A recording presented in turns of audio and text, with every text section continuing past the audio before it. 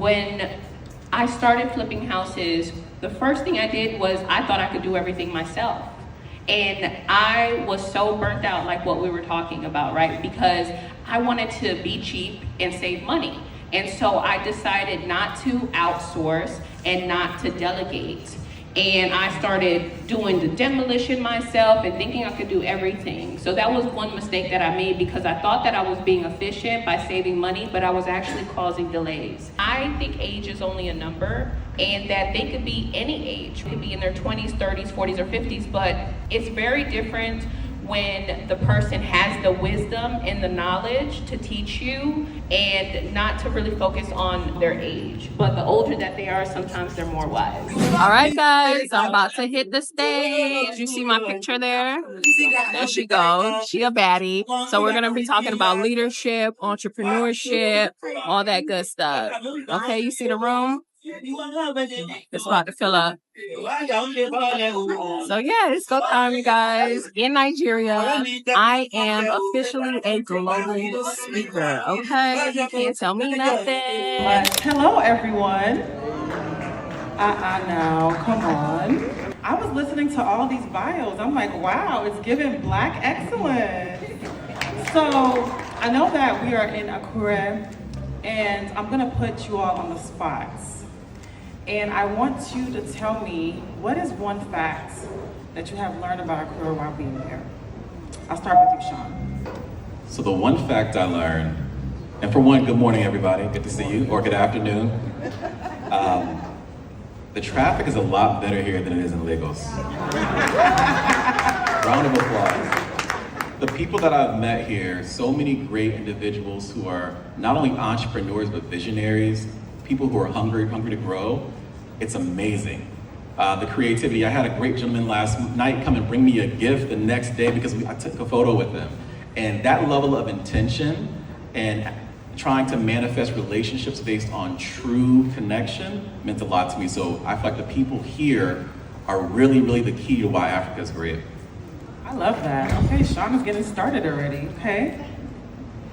One of the things I learned is the development in Akure even surprises folks from Lagos. It's been an ongoing conversation that I've heard, and how impressed other people in Nigeria are with the development here in Akure. It was impressive to me as well, but just to know even regionally, folks have enjoyed this Akure experience and have been surprised by the greatness found here. That's what I learned. Awesome, awesome. Hello, everyone. So I learned something very interesting. This is my first time in Nigeria, and it's absolutely a pleasure. And so I learned that Akure is in Ondo State, and that Ondo State is the Sunshine State. And I'm from Florida, US, which is the Sunshine State. I feel totally connected to you guys. I'm an entrepreneur. Everyone here is an entrepreneur, so let's do it in the Sunshine State. I love that. I love that. I don't have any prizes for the best response, but if I did have a prize, Christina's definitely my winner for this. Round of applause for our panelists. So I would say for me, so I'm a PH babe, by the way. Anybody here from PH? River Sticks? Hey, my people, how on that day? Okay, so I'm from PH, and this is my first time in Akure. And I heard that Akure is the home of pounded yam. Is that true? Okay. I haven't had any pounded yam since I've been here, so I'm a little upset. So hopefully after this session, somebody will bring me some pounded yam. Okay, can we make that happen? Okay. So to get into things, I wanted to ask our panelists here, when we hear the word leadership, what is the first thing that comes to your mind? I would say women in leadership, but also women trailblazing to bring other women into their state of leadership. And I say state of leadership because it's a state of empowerment. Leading and developing your leadership skills is far beyond being a business owner. It's about how you show up in your life. It's a character. And women in particular show leadership in so many capacities, from the way that we just bravely love our community members in the way that we show up in our homes and take care of our families and friends and exercise the strength that comes with our nurturing nature. So those are the first things that come to mind. I love that. You're going deep. I love it. Love it. That's a wonderful question. So when I think of leadership, I think of a woman causing transformation, and that transformation turning into that beautiful butterfly that has been released from the cocoon. And so women, we empower not only other women, but we also empower men as well. And women, one, they deserve to be in leadership, and we are phenomenal leaders. So that's what I think about. I also think about another ship, which is mentorship, and how we mentor the next generation, and how it's so vitally important for us to do that, you know, now, wherever you are, right? If you are an entrepreneur, or if you are a mother or a sister, whoever the next generation is, they can learn from you because you're 2 steps ahead, 3 steps ahead. So leadership, mentorship. Love that. Love that. I love that too. I like to break down words. So when I see lead her ship, the first thing is lead. Lead means to serve and to help guide and direct, right? Her is a woman, an amazing individual who brings life to this planet. Ship is relationships. So when you think about it, it's serving and guidance through women empowered by relationships. And I think a lot of the times we all start business, thank you.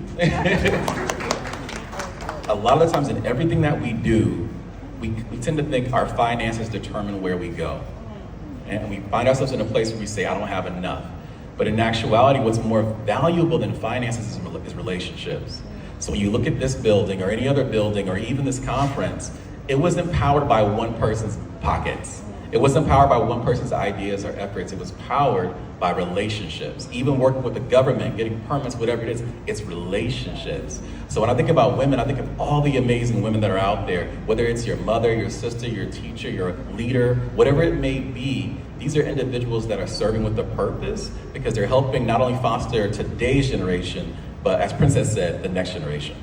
I love that. So I'm sitting here and I'm taking mental notes. I wish I had a pen to kind of write down some of the things that you were talking about.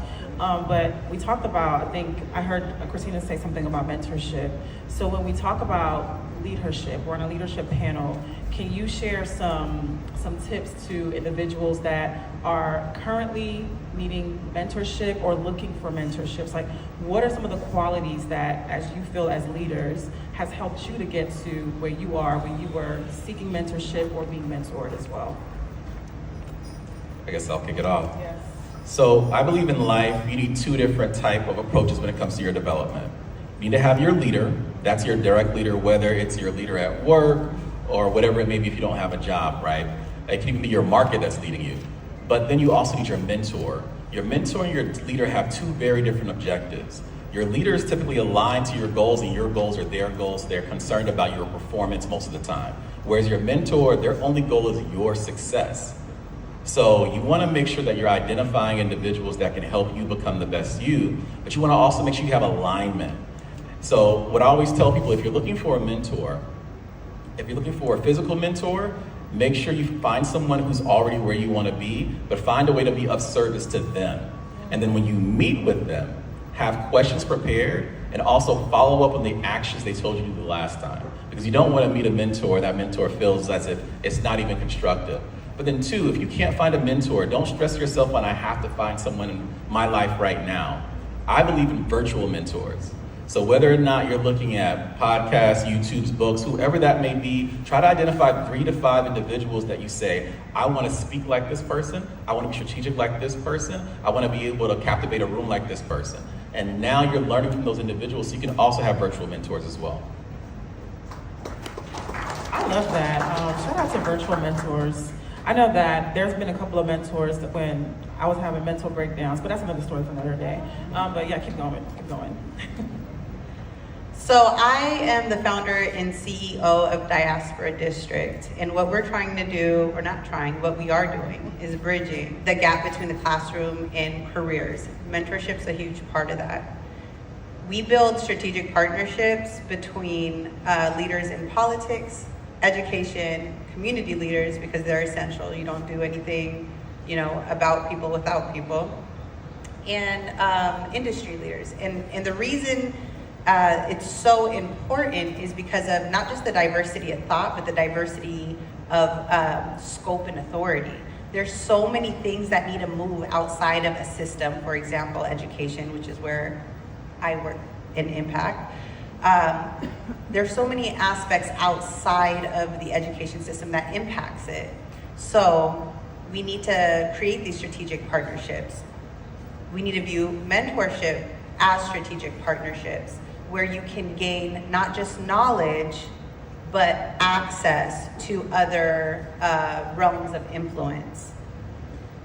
Mentorship, for me, the way it's shown up is in my transferable skills.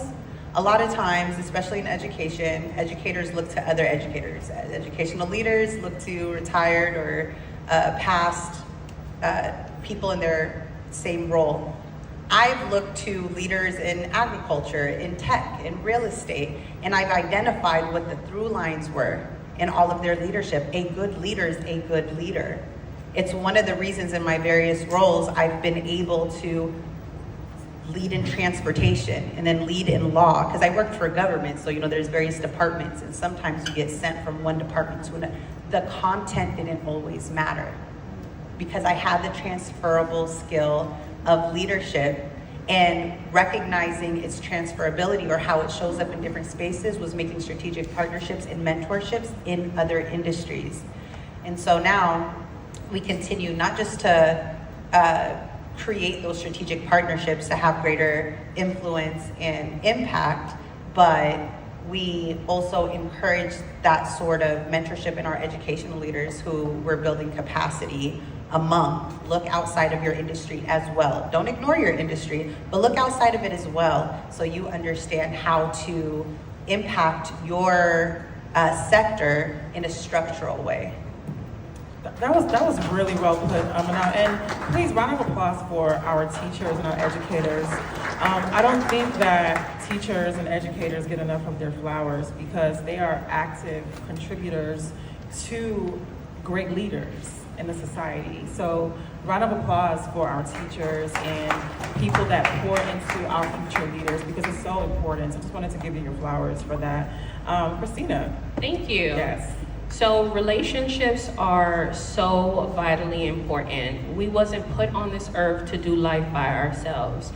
So when it comes to relationships, mentorship is so important. And me, I'm only here, where I am today in my business, which I've been running for the last 7 years because of mentorship. So when it comes to you actually looking for a mentor, you, want to find someone who is qualified.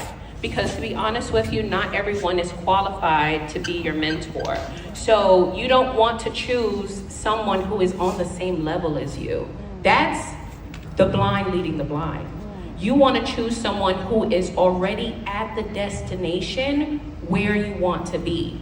So if you're, let's just say in real estate, right, and you want to own an apartment, well, that person needs to already have 10 apartments, because now they're qualified to teach you the journey that they went through.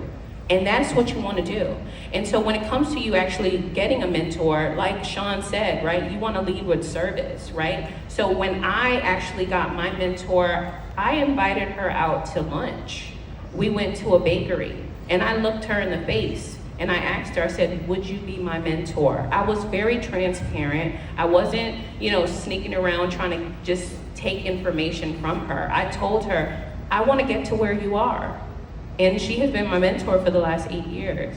So just relationships.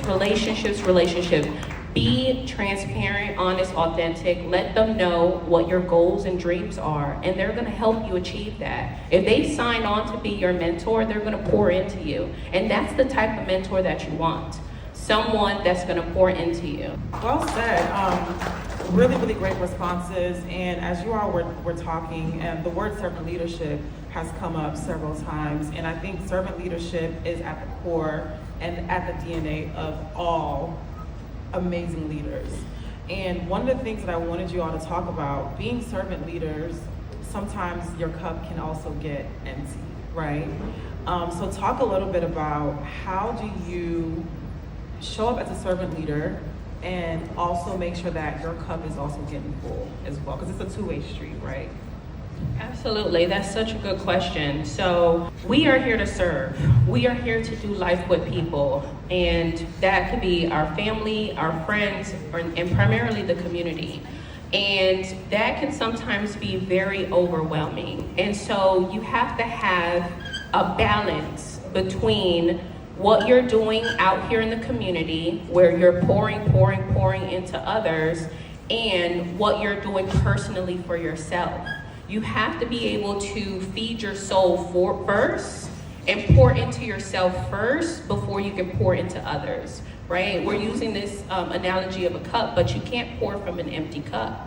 And so what I do is I focus on mindset. Right, mindset is very important to me, and the way that I start my day, actually, it puts me in a position to I know that I'm going to end it well, right? So I start my day with meditation, right? So instead of me waking up and grabbing my phone for the first thing and being consumed with the news and being consumed with negativity or social media, the first thing that I'm going to do is put on a meditation music and sit with myself and determine what is it that I want my day to look like. Who am I going to pour into, right? But knowing that I'm going to pour into myself first. And so after meditation, I go into affirmations, right? And I tell myself, you are a phenomenal leader. You are an international speaker. You are an author. You are all of these things, right? And so now my battery starts to get full. And once it's in that position where I've already journaled and done all of these beautiful things, then I know that I'm ready to start my day and to actually engage with others and to pour into the community. So make sure that your cup is full. Make sure that your battery is fully charged before you go and charge someone else's battery. I love it. So basically, translation, I'll just give a little broken. Don't use Panadol for another person's headache when you have not cured your own headache, in a nutshell. But yeah, but anyways, continue, sorry. I understand the discussion around filling your cup versus other people's cup as a discussion about sustainability. And like anything you're trying to do in life, I think sustainability becomes easier when it's a lifestyle. So whether that's eating healthy or being in community, it's about the consistency and the ease when it becomes a part of your lifestyle. What I do becomes easy to me because I, as Nancy Arakbae was saying earlier, I make genuine relationships. I've met people over this conference that I genuinely know I'm gonna keep in touch with, whether we do business with each other or not. And people can feel that energy from me because I'm not going to spend my energy, whatever the monetary benefit may be, I'm not spending my energy in that way. These are still moments of my life that is worth more than any money that I could possibly make. These are chapters, these are minutes I'll never get back in my life. I need to spend them with people who are worthwhile. And I do business with people who are worthwhile. And I say hello to people who are worthwhile. And I, just connect with good humans. And I've been blessed to be able to feel like energetic exchanges that are good, that are in good faith. So that's one of the ways that I, maintain my sustainability. And in terms of feeling energized, it's revisiting my purpose. There's so many things that come up that you forget why you're doing it sometimes. Even the most focused person can forget their why, but being intentional about stopping and saying, what is all this for? What is all this for? And what is all this for to me? And then what is this all for to the collective that I'm a part of? Because I'm not, everyone has multiple reasons they're doing a thing, right? And as entrepreneurs, money needs to be one of them. You're building economic development for yourself, for your community, you should. But in my opinion, for sustainability, it should be your primary purpose. My primary goal is movement building. I don't want the money without the movement. And being a part of the movement energizes me. Being a part of Diaspora District, where African people on the continent and internationally are connecting as a global Black community to transform education with all of the strategic partners in these various industries means a lot to me. It means a lot to me because it's also amplifying the brilliance that's already among us. It moves away from this idea that we have to seek the information somewhere else. We have the experts, we have the leaders, we have the researchers, we have the culture, we have the historical knowledge. We know what to do.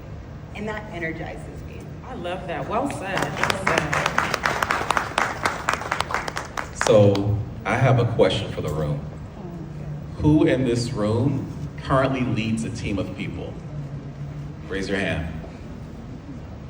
Who in this room, future entrepreneurs, who in this room wants to lead a team of people?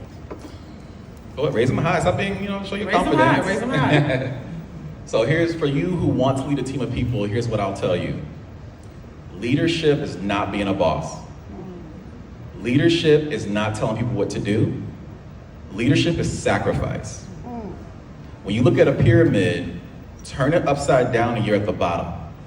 Because you are carrying the weight of the entire team. So when you say servant leadership, your job is to serve them. And it doesn't mean that you're a yes person, or you're gonna give them what they want, because serving is also being honest and saying, I'm sorry, you need to actually come to work on time. Because if you're not here, it impacts the rest of your team. You're not your best self. So you need to be able to have those conversations. You need to be able to coach people. Michael Jordan, the GOAT, not LeBron, Michael Jordan, the GOAT, even he had a coach who wasn't even as good as him, but he took the time to say, I'm gonna listen and learn and get that feedback. So as a leader, you have to understand that you're gonna have tough conversations, but you're also gonna have tough days. It's not gonna be easy. I remember when I got my first executive role, and for context, as Princess mentioned, 19, I'm a homeless high school dropout, 29, I'm a corporate executive. And when I got that role, my mother passed away 2 months after I got that role. And my whole life between 19 and 29 was about taking care of my mom. I wanted to change her life because she ended up getting kidney failure and she was always sick. And as a man, as a son, who in here is a son? I see you. You know that your mom is everything. That's your first love, that's your best friend. That's also the person you treat the worst, because you should treat your mom better than you actually do. So even though you think you treat her well now, is not actually well enough because she's done so much for you. So I have this opportunity, I can finally take care of her, and then she suddenly passes away and I'm in shock. And what I ended up doing was, I ended up overworking, because my team at work was also in pain. They had gone through a lot before I got there, so I had to make sure I'm putting in long hours. I was intentional about, I don't sit across the desk from my team when I coach them, I sit side by side. I'm working 12, 16 hours a day just to make sure I touch and look at every single person. I work on the floor, I don't work in my office if I don't have to. So putting myself in that mode, I would get home and be knocked out on the couch because I wasn't actually being a good leader. I was not paying attention to my guilt and that I needed to grieve and that I needed to do things properly. So I had to learn, in order for me to be my best leader, they don't need a burnt out leader. They don't need a person that's over-serving. They need a person that's leveraging, that's actually taking advantage of saying, I see the skill in you, can you help me here? I see the skill in you, can you help me as well? And here's my expectations. But then also having a tribe around you. I fill my cup up because we know as leaders, and we talked about this the other night, we usually feel alone. You feel like everyone looks to you to have the answer and solve the problem. So when you have a problem, everyone's shocked. How do I help you? So now you have to actually say, if I'm constantly feeling like I'm the one holding everyone else, how do I find a tribe that can hold me when I fall? So make sure you find other individuals, and you've got them right here in this room. Do not leave this room without finding someone else who's on this same journey as you, and they will hold you up and help energize you in times of need. I love that. I love that. Round of applause for knowledge. So I did want to allow the audience to ask some questions. So if we can get a mic for the audience, to Sean's point, I do want to make sure that we are also being intentional, because I know leaders are very, very intentional with their time. And I want to allow not only up-and-coming leaders, even current leaders too as well, that maybe are experiencing pain points, challenges. I just want this to be a safe space. And I want you all to ask your questions to them, because we are here for a limited time. But I did hear, like, when we were coming in, people were anxious about this panel and asking questions and doing photo ops, but I do want to use this time to allow folks from my audience. So if you have questions, please raise your hand if you have a question. And come on over here, please, if you don't mind. Yeah, come line up right here. That Right way we over can here. give one mic and Correct. each person can ask, and we'll go in order. Absolutely. Thank you, purple dress. Okay.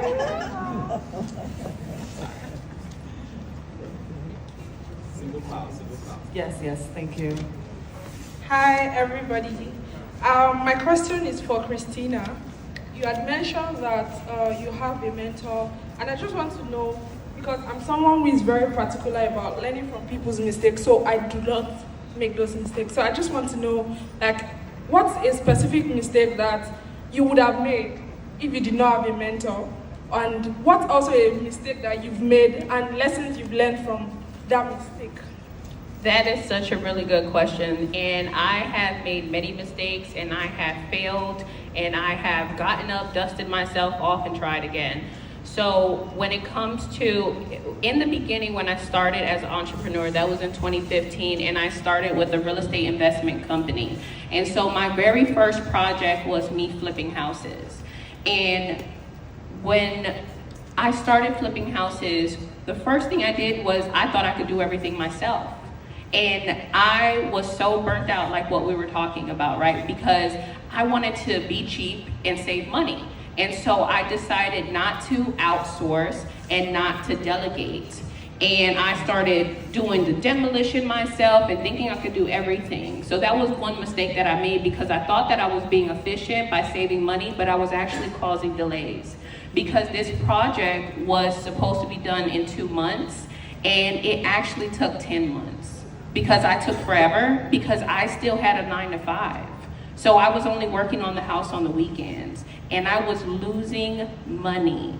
And so my mentor's like, you need to hire a contractor. So I went and hired a contractor. My mentor said, you need to protect this house because somebody could take it from you. So I protected the house. So those are the things that I, one, wish I would have known first, but I learned early on in my first project before I decided to continue to flip, houses. So I developed a system based off of what I was learning from my mentor. Thank you. Yeah, this question is short. So as a leader, I know leadership is about, you said something about pouring yourself into others. So how are you able to transfer your traits to your, should I say, disciples, just like Jesus was able to transfer his traits to his disciples? So how do you do that, and do you actually need to do that, or let them have their own values? Yeah, That's a really good question. Thank you. So I'll say this. I heard a great quote. Some of you may have heard this quote. A candle loses nothing by lighting another candle. A lot of times leaders get nervous about, if I develop this person too much, will they take my capabilities? And even mentors will look at their mentees that way, but in reality, you lose nothing. If anything, your value is multiplied. So to your point, I try to identify traits in them that I can help maximize. We don't have to be perfectly aligned. So I'll give you an example. I'm a natural people pleaser. I was born with a heart of wanting to see everybody happy, and I realized you don't owe everybody happiness. You don't owe anybody happiness. And I wrote a book called You Don't Owe Happiness. And I wrote this book to leaders because when you start chasing individuals' emotions, you actually don't help them at all. It's like a CEO chasing their stock price in the market. It's gonna go up and down. Focus on the inputs of what makes that company great. So I think when you focus on value, that's where you're actually successful. So if I'm focusing on value for you, I'm gonna identify, okay, you're more assertive than I am. How do I help you communicate better when you're assertive? How do I help you have a little bit more emotional intelligence, but you don't lose the aspect of the assertive leader that you are, because it's okay to be a different type of leader. So I just believe in maximizing that potential and not being afraid that I know one day I'm gonna work for you. Good afternoon, panelists. My question is to the lady at the center. Okay. Manal. Okay, madam. Please, I want to know, is it possible, from your background as an educationist, is it possible we could have something like a mentorship community for aspiring business owners, entrepreneurs, and all that?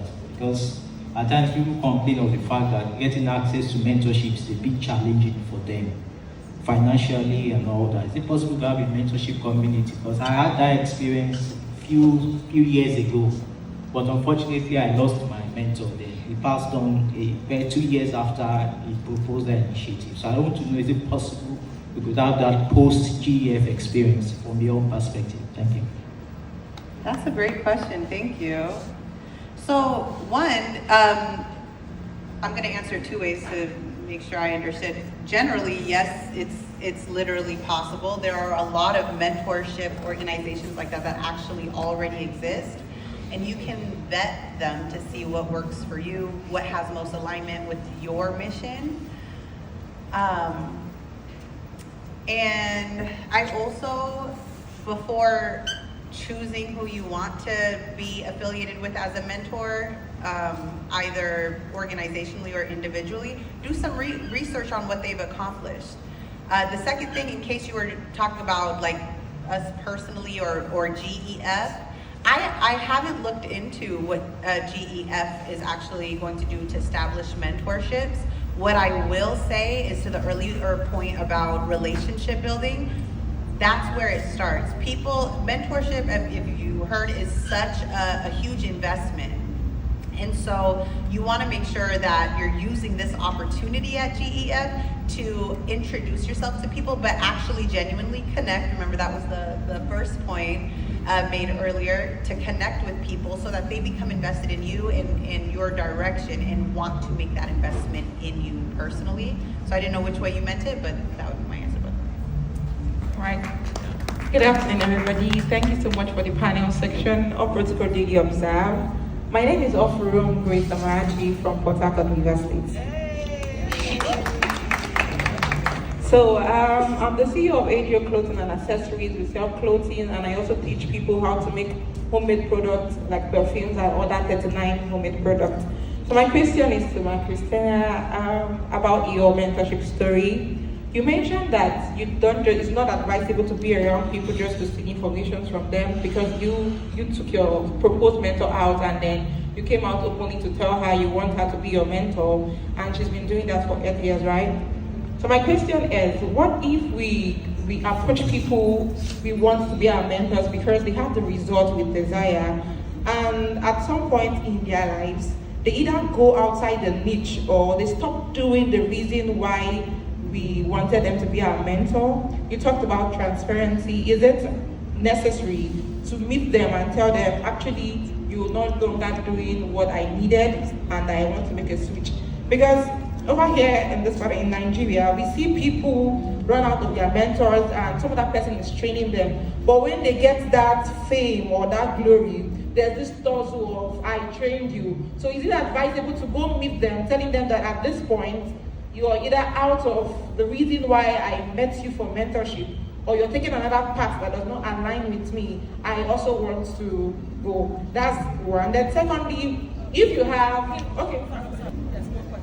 Okay, thank you. So that's a really good question, and you pretty much, hit the point, which is sometimes we are no longer aligned with our mentor. And we have to know and understand that, because at the end of the day, we're human beings and we transition and life happens. And so your mentor could very well have transitioned either into another industry, which happens all the time, or life, made them go a different path. Maybe even they moved out of the country, right? So when that happens, it's okay, because you have gotten everything that you needed from that mentor at that time.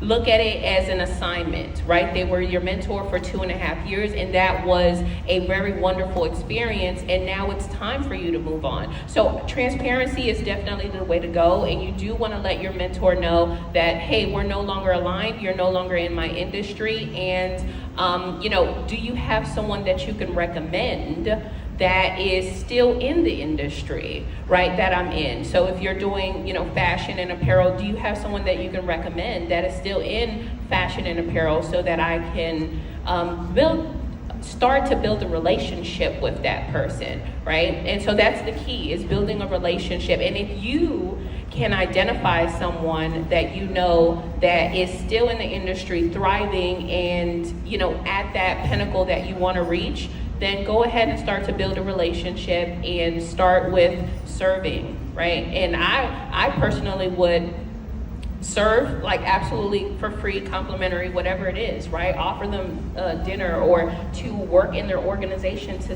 see the inner workings of it from the inside out, so that you could duplicate success. We don't have to reinvent the wheel. Thank you so much, ma'am. All right, my name is Isaac. I'm into interior design and furniture making.